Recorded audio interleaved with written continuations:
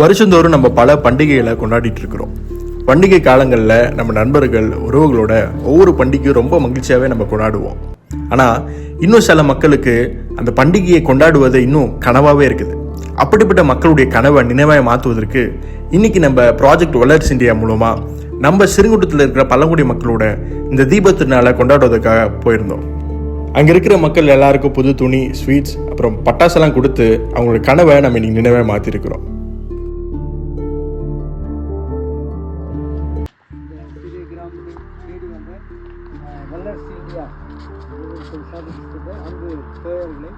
எங்கே சாப்பிடும் மூலமாய் வரவேற்கிறேன்.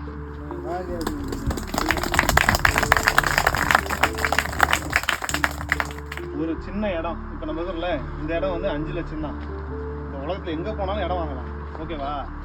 10 லட்சம் இருந்ததுன்னா வீடு கட்டலாம், 20 லட்சம் இருந்ததுன்னா கார் வாங்கலாம். இப்போ நம்ம சம்பாதிச்சிட்டோம்னா நம்ம இங்கே இருக்கணும் அவசியமே இல்லை. நம்ம படிச்சுட்டோம்னா நம்ம எல்லாத்தையும் மாற்றலாம். புரியுதா? சின்ன சின்ன விஷயம் தான், அந்த விஷயத்தில் நீங்கள் நல்லா ஆழமாக புரிஞ்சுக்கணும். நம்ம மனசுக்கு தோணவே கூடாது நம்ம இங்கே இருக்கிறோம், இன்னும் கொஞ்ச நாள் நல்லா வரணும். நான் நினச்சி கூட பார்க்கல எப்படி நான் போகிறேன்னு எனக்கு தெரியாது. ஆனால் சின்ன வயசுல நினைக்கவும் இல்லை. நீங்கள் இப்போவே நினைக்கணும், படிக்கணும், வேலை வாங்கணும்.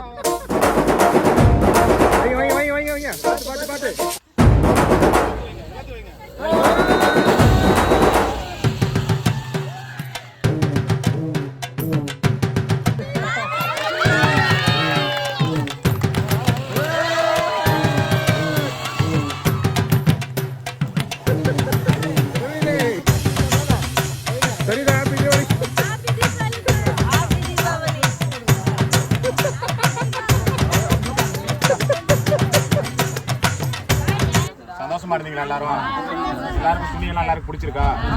இப்போ கொஞ்சம் பட்டாசு வெடிச்சிருப்பீங்க, சந்தோஷமா இருந்தீங்களா? மிச்சம் இருக்கிற பட்டாசை தீபாவளி அன்னைக்கு வெடிச்சுக்கோங்க. இதுதான் உங்களோட புது துணி. இதுல இருந்து இனி வர்ற தீபாவளி ஒவ்வொரு தீபாவளியும் இதே மாதிரி நல்லா இருக்கும்.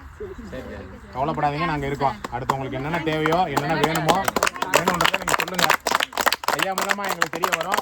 அதுக்கப்புறம் போக போக நாங்க அடிக்கடி வர மாதிரி நாங்க பாத்துக்கிறோம். சந்தோஷமா இருங்க. எல்லாருக்கும் ஹாப்பி தீபாவளி. Bye.